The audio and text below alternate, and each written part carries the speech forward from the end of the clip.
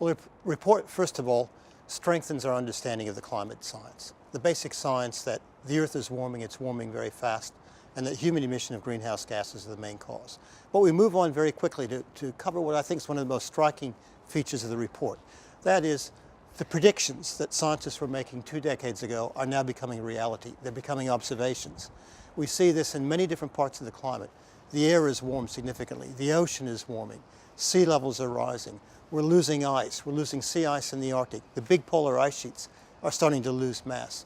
And we see plants and animals around the world are moving, changing the timing of their flowering and their reproduction, all in sync with a warming world. So all these predictions are actually becoming observations.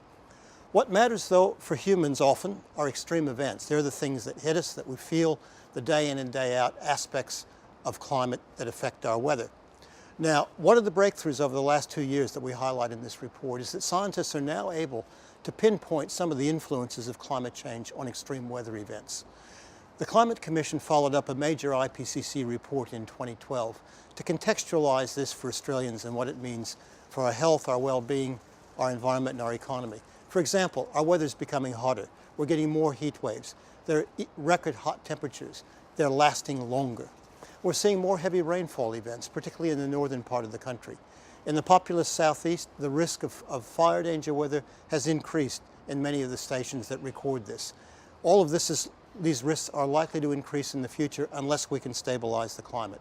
And I think the last part of the report is really the most important. We really connect the dots on what it takes to stabilize the climate and keep it to a manageable level so we can cope with the risks. And that's clear in the numbers. We know that to keep climate below a 2-degree temperature rise, there's only a certain amount of carbon dioxide we can emit from now into the future. We know we have to decarbonize the economy by mid-century. The numbers are clear. About 600 billion tons of CO2 can still be emitted. That sounds like a lot, but we've already emitted 400 billion tons in just the last 13 years. So that means the pressure's on to get on with the job. There is a very important outcome of this. That means these growing fossil fuel reserves are creating a huge bubble that we can't use. We can only burn about 20% of the known reserves to stay within our budget and to keep the climate at a manageable level. So I think this report for the first time connects all the dots, puts the science together clearly with the risks, and then very clearly what the challenge is ahead of us. Now, we don't cover it very much in the report, but there is some good news out there. People are actually starting to get it. Businesses are starting to move. Governments are starting to move. We actually even see the big countries, China and the USA, are moving. Australia is moving in a middle range of countries like the Europeans who are also moving. So we're getting going with it. We've got to start. But the bottom line of this report is we got to intensify. We have to do more, and we have to do it more quickly to get emissions down and stabilize the climate. 2 degrees is an important number for several reasons. First and foremost, we look at the risks for humans, for our health, for our infrastructure, and so on. And we see that these risks scale with the temperature rise. Risks of heat waves, flooding, heavy rainfall, coastal inundation, all goes up as temperature goes up.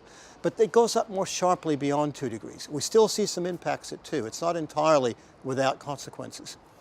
Also, though, some of the big uncertainties in the climate system as a whole, things like tipping over a big ice sheet or changing ocean circulation very significantly or releasing a lot of methane from the frozen soils in the north. Most of these are not likely to happen below 2 degrees, but the risk of tipping one of these big elements of the system goes up quite dramatically above 2 degrees. So there's a good, solid body of evidence from immediate risks to long-term risk to the climate system that says we don't want to go above 2 degrees. And that's the target we really have to meet.